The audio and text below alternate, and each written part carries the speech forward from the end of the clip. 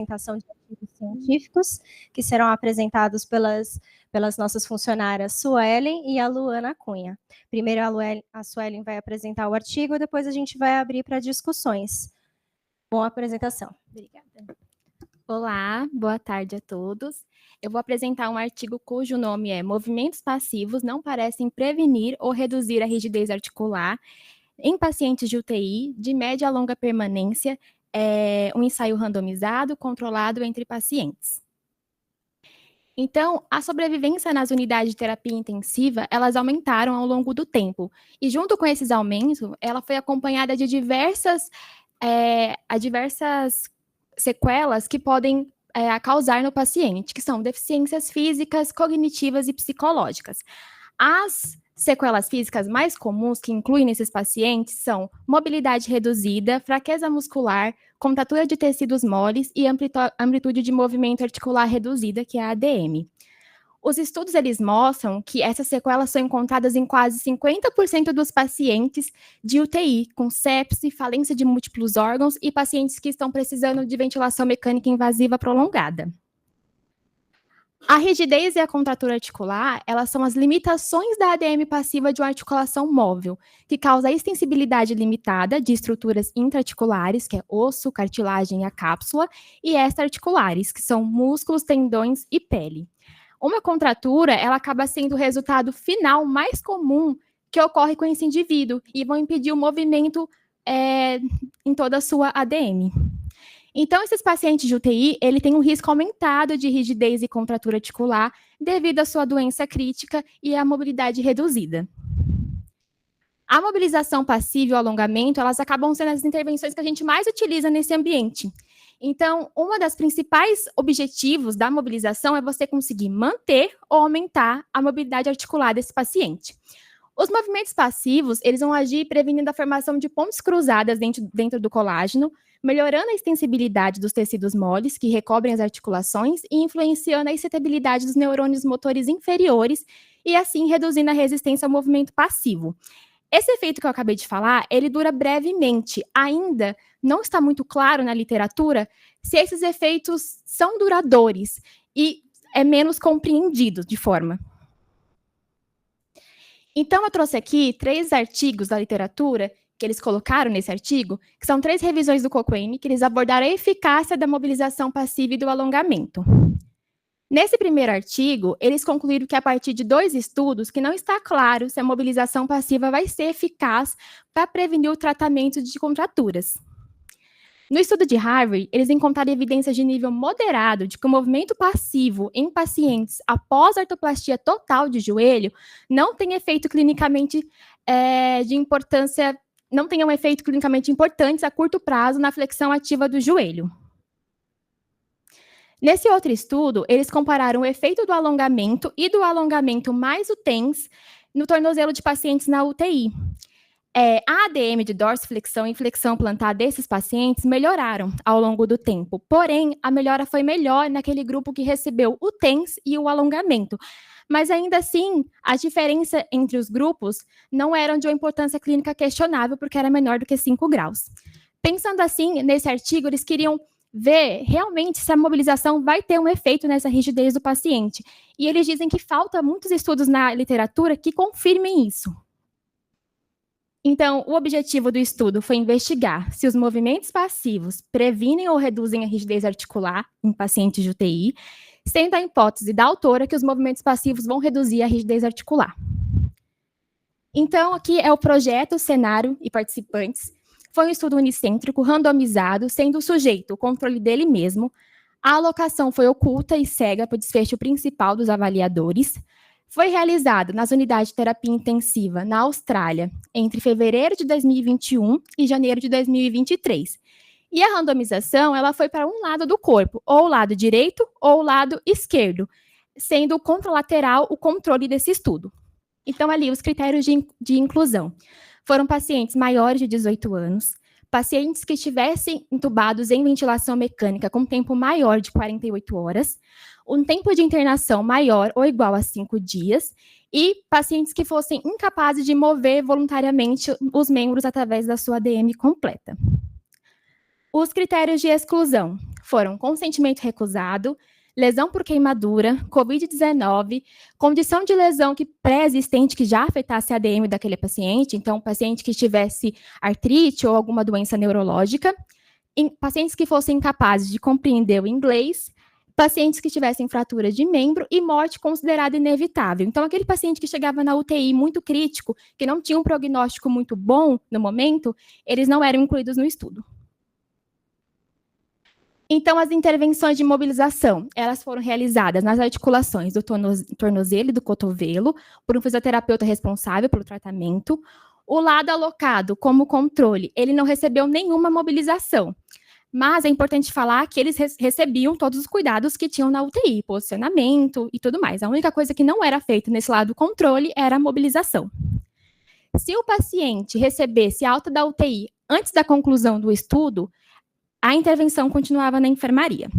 Então, a mobilização do tornozelo foi dorsiflexão com o joelho em extensão e flexão, flexão plantar, inversão e eversão. Na mobilização do cotovelo, foi flexão e extensão, pronação e supino. E a intensidade, frequência e duração foram 10 minutos, tanto de manhã e 10 minutos à tarde, sendo 5 dias por semana por até 4 semanas. Alguns pacientes, eles se recuperaram antes dessas 4 semanas. Então, eles eram interrompidos a intervenção antes de concluir o estudo. Porém, o que eles fizeram? Foram realizadas medidas adicionais. Então, quando chegasse ali próximo das 4 semanas, eles avaliavam esses pacientes novamente para ver como que ficou a questão da mobilidade. Então, a ADM, ela foi medida por dois fisioterapeutas cegos para alocação de um lado do corpo, com um ia movendo a articulação e o outro ia medindo a ADM. A ADM foi medida por meio de um goniômetro com paciente em decúbito dorsal. E antes da medição, cada articulação foi movida através de uma amplitude de movimento completa, de 3 a 5 vezes. Eles também queriam ver os resultados que incluíssem a dor e a rigidez articular. Para isso, eles usaram uma escala analógica verbal pós esse paciente ser estubado. Então, quando 0 era quando o paciente não tinha nenhum tipo de rigidez e 10 é quando o paciente tinha rigidez e dor. Essas medidas foram tomadas tanto para o lado alocado como intervenção, tanto para o lado alocado como controle no início e no final do estudo. Aqui eu trouxe como que foi feito o tamanho e a amostra das análises desse estudo. Então, para determinar o tamanho da amostra que eles precisavam, eles utilizaram o estudo de Harvard como base e usaram o teste T pareado para conseguir ver antes e depois da intervenção. Então, eles assumiram que eles queriam encontrar um efeito no tratamento de 5 graus, assumindo ali um desvio padrão de 9,5 e uma correlação de 60% ou 0,6. Para isso, eles tinham um poder amostral de 80% para detectar esse efeito de um P de 0,05. Então, pressupondo esse valor mínimo de 5 graus, eles precisariam de uma amostra nos grupos de 25 pacientes. Eles também usaram estatísticas descritivas que foram utilizadas para descrever as características desses pacientes. Então, eles usaram o teste linear misto, que foi para identificar os participantes na forma aleatória. Então, foram usados para comparar diferenças entre o lado intervenção e o lado controle, para uma mudança nos resultados da amplitude de movimento, desde o início até a cessação das mobilizações. Então, eles queriam analisar intra-sujeitos e entre os sujeitos. Com essa análise, para fazer essa análise, eles utilizaram pós-hoc, que é testar a interação entre os números da intervenção. Então, um número menor do que 10, o número igual a 10 com o número de 13 e 11 com o número de 12. E esses efeitos entre as condições de intervenção na mudança dos resultados na amplitude de movimento. Então, resumidamente, eles queriam encontrar um valor de 5 graus de diferença entre os grupos e um P de menor que 0,05. Então, o estudo. Eles tinham 268 pacientes que foram triados, 239 foram excluídos. Alguns pacientes foram excluídos por Covid, alguns tinham aquele prognóstico que eu falei no começo, não tinha um prognóstico muito bom, então acabou sendo excluído do estudo. Outros pacientes receberam alta da UTI muito cedo, outros foram transferidos de UTI, outros tiveram fraturas e não conseguiram fazer parte do estudo. Então, eles selecionaram os 29 pacientes para serem recrutados, e desses 29 pacientes, 4 foram a óbitos, apenas com as medidas iniciais. E aí, restou o número da amostra que eles queriam, que era 25 pacientes. Porém, desses 25 pacientes, como eu falei anteriormente, alguns tiveram a recuperação um pouco mais rápida, que foram 15 pacientes. Eles tiveram a intervenção interrompida precocemente devido à sua recuperação em uma média de 8 dias.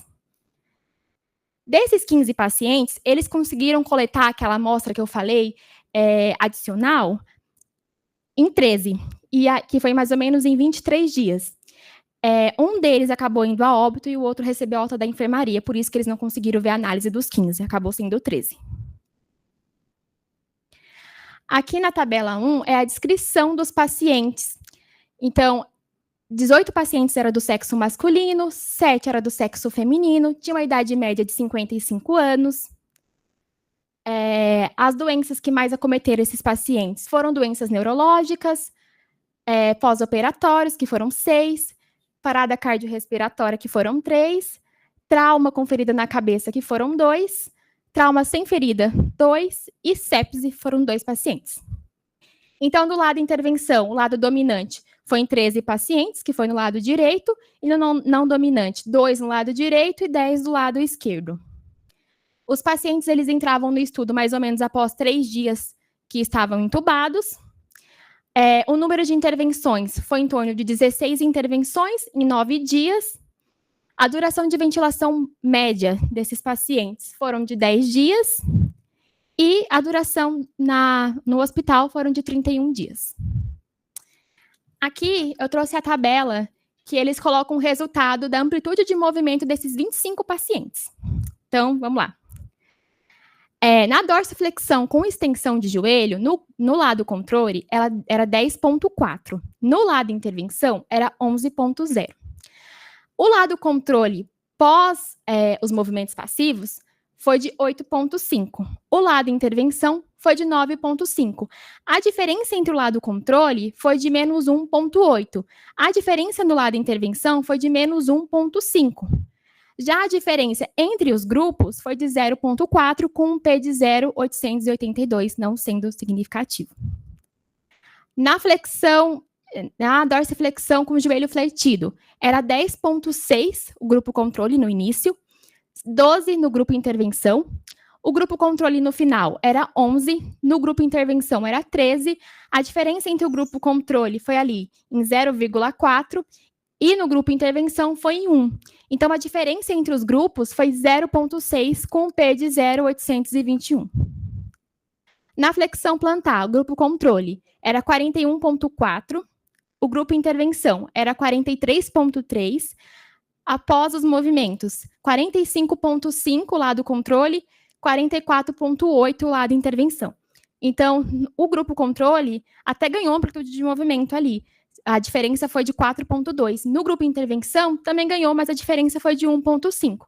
Eles tiveram um resultado entre eles de menos 2,6, com um P de 0,260. Na flexão de cotovelo, era 140,7 no grupo controle, 139,7 no grupo intervenção, lado intervenção, perdão. 139,3 no final, no lado controle, e 138,1 no lado intervenção. A diferença entre o lado controle foi de menos 1,4, a diferença no lado intervenção foi de menos 1,6, com uma diferença entre os grupos de menos 0,2 e um P de 0,949. Na extensão de cotovelo, era 1,2, no lado intervenção era de 2,4, ao final do estudo era 0,6 no lado controle e menos 1,4 no lado intervenção. A diferença entre os grupos também foi de menos 3,2, um P de 0,101. Então, não houve diferença significante em nenhum dos dados de amplitude de movimento, nem no grupo controle, nem no grupo intervenção. Aí aqui eles colocaram também daqueles 15 pacientes que eu falei para vocês, que eles recuperaram um pouco mais rápido. Então aqui a gente vai ter o lado controle e intervenção desses 15 pacientes e aquela amostra adicional daqueles 13 que eles conseguiram coletar. Então, a dorsiflexão com o joelho estendido era 9,1 no lado controle no início, 11,3 no lado intervenção, o lado controle no final era 8,2, o lado intervenção era 7,6, tendo ali uma diferença entre eles de menos 2,8, com um P de 0,325. O lado controle daqueles 13 pacientes era 7,2, amplitude, 7,3 o lado intervenção, tendo a diferença ali de menos 2,1, que também não foi significativo. A dorsiflexão com o joelho fletido era 9,3 no lado controle no início, 12,4 no lado intervenção, o lado controle no final era 8,7 e o lado intervenção era 11,2, dando ali uma diferença de um P de 0,871. Aí, daqueles 13 pacientes, o lado controle era 7,9, o lado intervenção era 10,5, tendo um P ali de 0,877. Também não houve diferenças significativas. Na flexão plantar, era 39,9 no lado controle, 41,8 no lado intervenção. Ao final, 42,7 o lado controle, 44,1 no lado intervenção, dando um P ali de 0,917. Daqueles 13 pacientes, era 46,2 no lado controle, 42,5 no lado intervenção, dando uma diferença ali de menos 5 entre eles e um P de 0,233. Na flexão de cotovelo, era 140,5 o lado controle, 138,7 o lado intervenção. No lado controle, ao final, foi 139,7 e no lado intervenção foi 136,7, também dando um valor ali de um P de 0,878, que também não foi significativo. E daqueles 13 pacientes, 140,2 no final e 142,1 no lado intervenção, também não foi significativo. Na extensão de cotovelo, era 0,2 no início, 1,3 do intervenção também no início, 0,6 no final, no lado controle, e menos 3,3 no lado intervenção, dando a diferença ali de um P de 0,112. E daqueles 13 pacientes, era 1,8 lado intervenção e 1,2 lado controle e 1,2 lado intervenção. Então, não houve diferença estatisticamente significativa em nenhum dos dados desses pacientes, nem nos 25 pacientes e nem nesses 15 pacientes que eles conseguiram coletar essas amostras. Na tabela 4, é aquela tabela de dor e rigidez que eles colocaram como medida também. Então, a primeira medida que eles tomaram é dor no tornozelo. No grupo controle, eles falaram que era 1,3. No grupo intervenção, foi de 0,4, com um P de 0,146.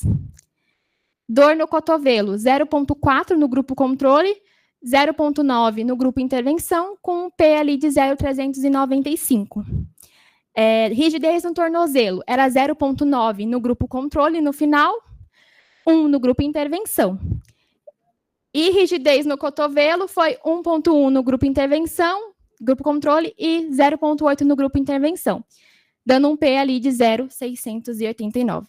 Então, a pontuação para dor e rigidez articular relatadas pelos pacientes também não houve diferença significativa. Então, em comparação com os estudos anteriores que eles obtiveram, a frequência de contratura nesse estudo foi menor. Porém, as alterações de ADM e dorsiflexão e flexão plantar não foram semelhantes em magnitude aos estudos que eu falei anteriormente, que é o estudo de Harvey e o de Champsy. E a diferença média entre os lados para o resultado primário de dorsiflexão também não houve diferença significativa. Então, não foram encontradas diferenças significativas entre o lado intervenção e controle para ADM, dor ou rigidez articular. Então, o que eles colocam na discussão? Que, às vezes, o uso excessivo de cuidados que acabam sendo desnecessários e generalizados para esses pacientes, além de não proporcionar nenhum benefício para ele, pode desperdiçar recurso limitado que a gente tem dentro da UTI. Então, embora esses resultados sugiram que a mobilização passiva não é eficaz na prevenção ou redução da rigidez articular, precisam de mais estudos para concretizar isso. Então, ainda é muito cedo para sugerir o desinvestimento total das mobilizações. Só que esse estudo teve algumas limitações. Por exemplo, o tempo de internação e número de pacientes foi um N muito pequeno, que foi somente 25 pacientes para ser analisados.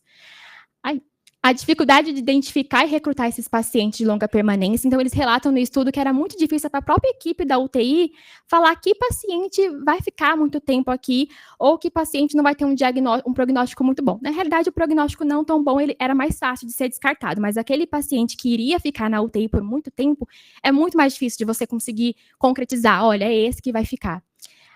A variável de tempo, que foi medido pelo desfecho da cessação de mobilização. Então, isso é muito mais da natureza da população, porque, como vocês viram, algumas pessoas recuperaram antes de 4 semanas e ficaram bem, e outras pessoas precisavam das 4 semanas de mobilização para conseguir o grau de amplitude que deveria ter.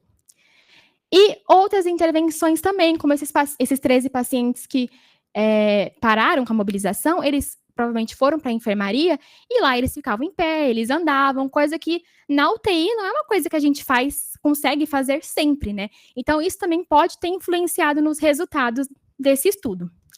E eles falam que faltaram uma escala ali que medisse a mobilidade e também a qualidade de vida. Ficou um pouco faltando sobre isso no estudo. Então, a conclusão é que os movimentos passivos, conforme fornecido nesse estudo, não parecem prevenir ou reduzir a perda de mobilidade articular em pacientes de UTI, de média a longa permanência, nem afetar a rigidez ou dor articular relatada pelos pacientes. E é isso.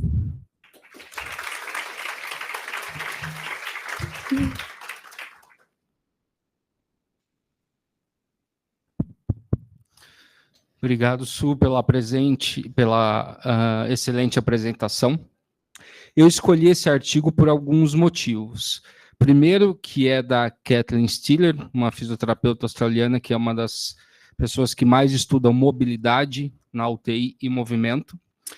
Segundo, porque ele traz um resultado negativo e existe uma tendência na literatura científica de resultados negativos não serem publicados. Uhum. Mas é um resultado negativo frente a uma cultura muito grande de se realizar mobilização passiva.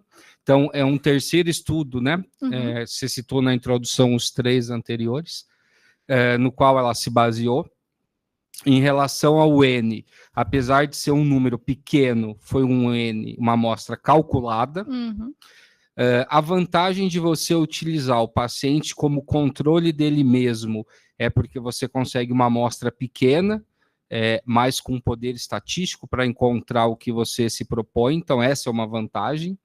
E quando você está comparando, por exemplo, amplitude de movimento ideal que seja no próprio paciente, né? Uhum. Que se você utilizar vários pacientes, você tem estruturas, viscosidade de tecido diferente, então acaba tendo algum viés.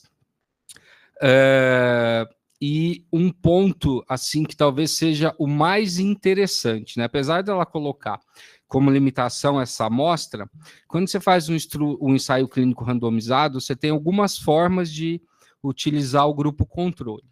Ou é nada, ou é um placebo, ou é uma terapia mais alguma coisa. Quando você compara com nada e o grupo intervenção não tem diferença com nada, provavelmente você não vai ter uma diferença em futuros estudos. Uhum. Né? Agora, se você estivesse comparando mobilização passiva com algum outro tipo de placebo e existisse uma diferença, a probabilidade de você aumentar esse N e encontrar um tamanho de efeito é maior. Quando você está comparando uma intervenção com nada, e nessa comparação você não encontra nenhum tamanho de efeito, é muito improvável que você vai encontrar algum efeito, mesmo que você triplique essa amostra aí, né? Uhum. Ainda mais com um tamanho de efeito de 0 ponto alguma coisa, que foram a maioria das diferenças Sim. aí entre os grupos, né? E o ponto da discussão que eu quero ouvir a opinião de vocês é exatamente essa, né? A gente está mobilizando o paciente passivamente por cultura ou porque o paciente ou é benéfico para o paciente? Então, acho que esse é um ponto que a gente tem que interiorizar, trazer a evidência para a nossa prática. Agora, eu vou suscitar só mais uma coisa, gente. Quando a gente vê um estudo com essa metodologia, a primeira coisa que você pensa, se eu comparar qualquer coisa com nada, qualquer coisa é melhor que nada. Sim. Porque é isso que a gente fala, né? A cultura não é assim. Uhum. Você vai comparar, por exemplo, eu vou falar de uma questão de recomendação do exercício que a Sociedade Europeia recomenda, a Sociedade Americana recomenda. Qual que é a definição de sedentarismo, né? Então, você tem que fazer um mínimo de 4 vezes por semana de 30 minutos de exercício de intensidade moderada para alta para você sair do sedentarismo. Uhum. Mas tem trabalho que fala que você fazer uma vez é melhor do que nada. Uhum. Ou seja, qualquer coisa é melhor do que nada. Uhum. Não, qualquer coisa não é melhor que nada. Porque olha o que a gente viu aqui agora, né? Então, por isso que o Rafael estava falando, né? Em ciência existe a tendência de você, olha, não deu nada, não tem resultado, também não vou publicar. Mas é tão importante essa publicação, porque ela inverte totalmente o que a gente pensava. Ah, não dá para fazer nada, pelo menos vou fazer mobilização passiva. Não. Isso aí está mostrando que não. E, na verdade, isso, se a gente for olhar do ponto de vista da gestão, é um erro maior ainda, né? Porque você está consumindo tempo de um profissional que custa caro quando ele podia estar fazendo qualquer outra coisa. Né? Até estudando mesmo, em vez de mobilizar, já que a gente está vendo que não dá. Então, se ele tivesse comparado mobilização passiva com, sei lá, eletroterapia, exercício com qualquer coisa, a mobilização passiva é natural que perdesse, mas ele comparou com nada. Uhum. Isso chama muito atenção. E não é uma tendência, né? Você mostrou coisas aí que até piorou a amplitude articular, ou seja, você ainda perde o limite, ainda tem risco de lesar, porque para mim aquilo ali é feio. A flexão plantar piorou. O grupo controle ganhou mais amplitude do que o grupo intervenção. Quer dizer, flexão plantar. Isso, provavelmente ele, com a movimentação espontânea dele, não rompia um limite articular que pudesse até piorar depois, né? Muito interessante isso daí, eu achei muito legal. Apesar que ele falou, o limite também, isso eu tô comentando, mas biomecanicamente o limite do cotovelo, ele não é articular, né? Ele pode ser o limite de massa muscular, de edema, de qualquer outra coisa, né? Então também pode ter esse efeito. Mas o fato é que não teve diferença e pronto. Muito legal isso, Suelen. E se apresentou de um jeito muito didático, ficou muito bom, muito bom, parabéns. Parabéns, Su. Obrigada. Só uma dúvida, todos os pacientes estavam sedados ou alguém se movimentava? Porque com certeza movimentar ativamente é melhor do que passivamente. Eu acho que enquanto eles estavam entubados, eles estavam sedados. Aí depois da extubação, aí eles já conseguiam tentar se mover. Mas eles trazem esse tempo, quanto eles eles estavam sedados e quanto eles estavam acordados, móveis? Pelo menos 2 dias de sedação. Ventilação mecânica. 3 dias. Então, mas por quanto tempo eles ficaram intubados? A média de intubação foram de 10 dias dos pacientes. 10 dias. E o acompanhamento foi de 4 semanas. 4 semanas. Aí teve você tem um tempo que... grande, né? Pós-extubação ou pós-sedação, né? Isso. Então, assim, você pode compensar porque você movimenta ativamente. Só uma dúvida. Acho que pode ser.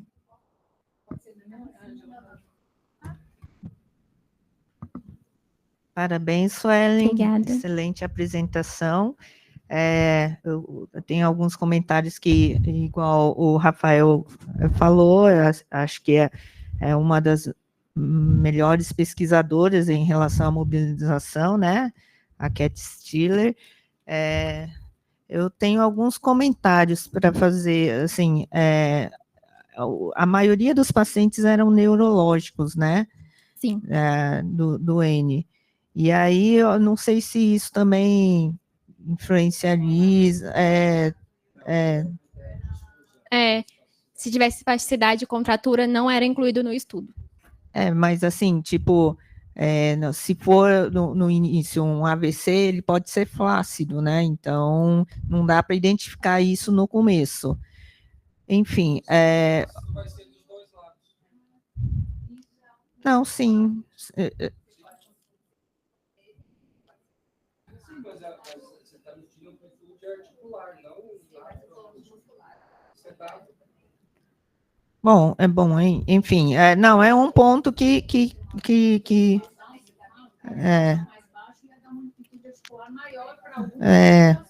pode ser.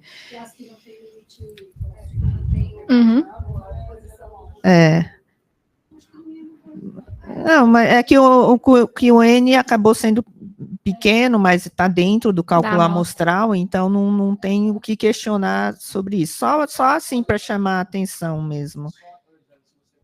Ela fez o cálculo com uma amplitude de 5 graus. Uhum. Ela encontrou no meio. Uhum. Tá. Ainda assim, para a nossa realidade, acho que a gente tem que buscar.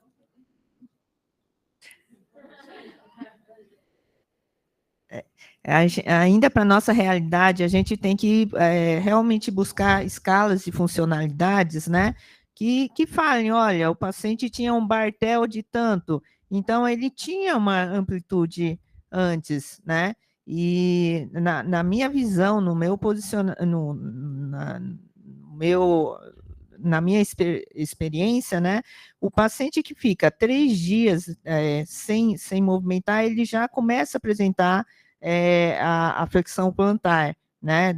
Você podendo posicionar, mobilizar e fazer aquela botinha mesmo, o azulzinho que a gente usa na UTI, ele consegue ganhar essa amplitude e ficar num posicionamento neutro, né? Uhum. Então, em alguns casos, acho que isso ainda é viável. É isso. Mas olha que interessante a sua posição, né? Você está colocando... Desculpa. O que a Ângela colocou, eu acho super interessante. Então, no que a experiência da Ângela traz, são 3 intervenções. Agora, qual delas está gerando um efeito que ela observa na experiência dela? É a somatória? É uma? É outra? Então, assim, o que a gente tem que aproveitar dessa informação é que, até o momento, mobilização passiva não tem efeito em amplitude de movimento. Esse é o ponto. Esse trabalho responde à pergunta, né, disso. Uhum. Agora, se você está lá colocando uma órtese para manter a posição anatômica neutra, aí é uma outra história, né? Então, eu acho que são associações aí. Uhum. E a escala? É a escala. Sim. De repente, você não vai para uma coisa passiva, você vai pegar um outro recurso. Exato, mas aí é frente ao cenário que você está avaliando o doente, né? Aqui o cenário é o doente sedado, sem atividade muscular, na onde culturalmente vem à nossa cabeça mobilização passiva. É outra coisa. Talvez nesses doentes sedados críticos, talvez órteses de posicionamento e mobilização do corpo todo para evitar úlcera de pressão seja muito melhor do que você fazer mobilização passiva. O que eles falam, que continuaram posicionando o paciente no leito, assim, o lado que não recebeu mobilização, só não recebeu a mobilização, mas a rotina da UTI continuou a mesma. Então, eles eram posicionados.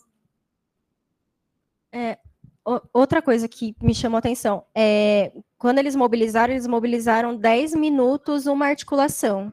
E se você pensar isso na rotina da UTI, também é inviável, porque você vai precisar quantas articulações você vai mobilizar o paciente.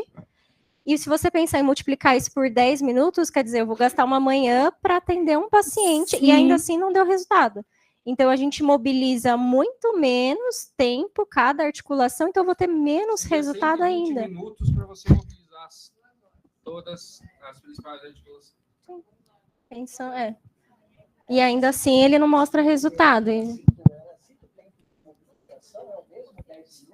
É meio que eles usam essa metodologia. Eu não sei de cabeça, mas porque acho que na Austrália e nos Estados Unidos eles têm muita ideia de sistematizar o procedimento, né? Isso. Mas é porque isso reduz custo. Aí não entra no que a Elô falou. Imagina que inviável você pagar um fisioterapeuta para ficar 20 minutos cada articulação do corpo humano. Pelo amor de Deus, gente, isso aí. Aí RDC7 1 para 10 ia ter que ser 1 para 2, né? Sim. Não para 3, sei lá eu que. Não, RDC7 não é nem valer para isso. Por isso que é interessante a gente já partir para um cuidado do ponto de vista da automação, né? Então, por exemplo, quando a gente opta por usar um dispositivo como o Motomed, onde ele transita do movimento passivo, porque o movimento passivo tem algo de estimulação proprioceptiva, e aí o doente transita automaticamente para o movimento ativo, e aí talvez você tenha algum efeito, mas você deixa o doente no motomed monitorizado e vai resolver uma outra coisa que depende especialmente do seu olhar e da sua assistência. Por isso que é importante você ter isso aí na mão, porque isso ajuda muito a equalizar um pouco a assistência, né? E não fazer da gente um mero tarefeiro, um sujeito que fica lá carregando coisas. E deixar claro, né, Kelly, que o movimento passivo que ela traz e que os outros 3 papers que ela se baseou é em doente sedado. Se você for fazer mobilização passiva ou ativa assistida num doente acordado que não tem, talvez seria outro cenário. Então, eu acho que temos que ser bem claro isso na nossa prática, né? Além do passivo, assim, é diferente quando você, pelo menos eu sinto, é diferente quando você vai lá e faz automaticamente o movimento passivo, e outra é quando você dá estímulo proprioceptivo, você faz alongamento, você fala com o paciente, você estimula, faz outro grau de estimulação. E, assim, não tem nada a ver com a proposta desse trabalho, mas eu já li trabalhos que mostram que eles sedaram, na verdade, pessoas voluntárias e mobilizaram passivamente. E isso teve uma diferença e estudaram com ressonância magnética. E você tem uma diferença da ativação dos centros do movimento pela movimentação passiva. Era um estudo inicial, eu também não procurei nada que seguisse a isso, mas era uma outra funcionalidade aí do movimento. Isso que a Ana falou é extremamente interessante, né? Por mais que você tenha um estudo que esse paciente sedado você mobiliza, você tem ativação central pela via aferente, isso é mecanismo. Clínico não faz nada. Isso é importante, o que a Ana está falando é técnica, né? É FNP, facilitação neuromuscular proprioceptiva, e tem efeito no cérebro porque é via aferente. Tem uma outra técnica, por exemplo, a técnica do neurônio espelho, também é outra técnica, mas isso sabidamente tem efeito porque você tem um doente onde a sua via aferente está íntegra e funcional. Aqui a gente está falando de amplitude de movimento num paciente sedado. Então, de novo, individualizar a terapia, é condição, né? Então, eu não vou fazer FNP, nem neurônio espelho, um doente desse aí, não tem nem o que falar. É a coisa bem indicada para o doente certo. Vai, Dani. Não, eu ia falar mais ou menos nisso. Se a gente for lembrar também, a gente tem órgãos tendinosos de Golgi que facilita esse ganho. Então, se você fizer amplitude de movimento sempre na mesma amplitude e não buscar um a mais, não vai resolver, né? E um comentário sobre o resultado negativo, tratado de Helsinki. O cientista ele tem a obrigação ética de expor o seu resultado, seja positivo ou negativo. Então, a gente tem isso que o pessoal não publica. E o resultado negativo dele pode surgir uma ideia para um outro estudo buscar um resultado positivo. Então, assim, é obrigação ética do cientista publicar o seu resultado, né? Na verdade, é um erro, né, quando você não publica, porque o resultado é a publicação, não é resultado positivo ou negativo. Na verdade, você fez uma pergunta e você quer saber a resposta. Então, não publicar quando é negativo é fora de propósito, porque você perde o seu estudo. E é engraçado porque uma vez apresentando um trabalho, né, de AM, a gente fez o estudo de fase 1 com a mobilização, um programa de treinamento e o paciente que era liberado para ir no banheiro, para andar na unidade, e a gente comparou. E não teve diferença. E a pessoa que me arguiu falou, mas por que você está apresentando isso? Eu falei, mas é porque é igual, talvez tenha unidades coronárias que não tenha físio disponível para trabalhar com aquele PIP1 que está indo tomar banho no chuveiro. Exatamente. Então, assim, é tão importante quanto, porque daí você foca no paciente mais grave. Verdade. Né? Então, é um erro quando a gente pensa assim.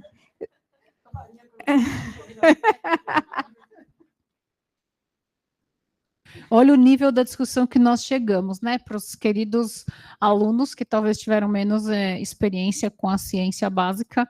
É interessante isso que o Daniel falou, que são coisas básicas em ciência, e uma delas é o Tratado de Helsinki. Daqui a pouco nós vamos falar de efeito Hawthorne, que eu estou falando que o nível da conversa da ciência aqui está subindo so high. Mais algumas perguntas, pessoal? O pessoal de casa, tem alguém que queira se manifestar?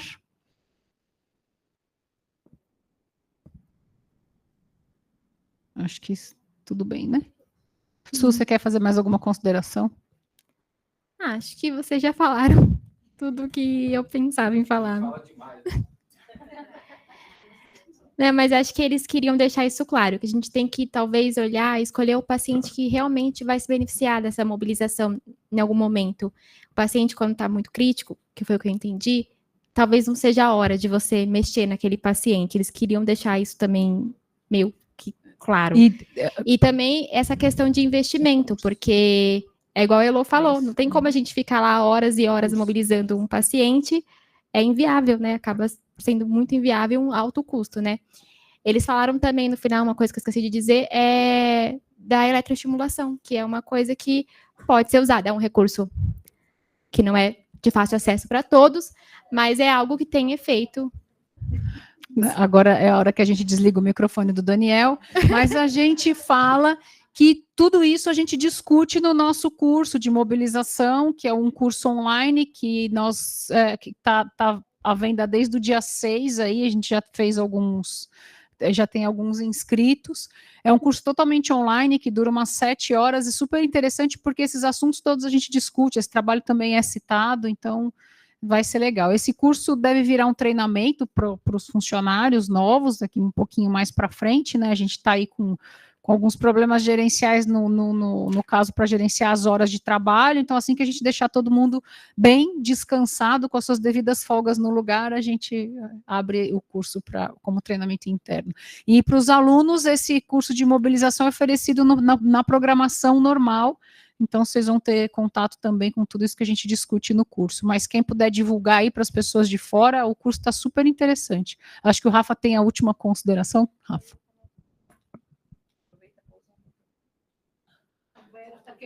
Eu vou falar aquela frase que várias vezes eu falo aqui, né?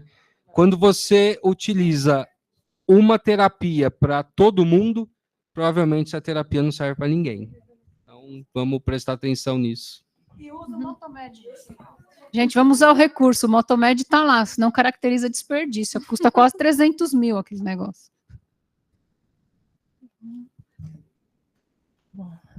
Obrigada, Suelen. Parabéns pela apresentação. Agora nós vamos convidar a Luana para fazer a apresentação do artigo dela. Boa aula, Luana.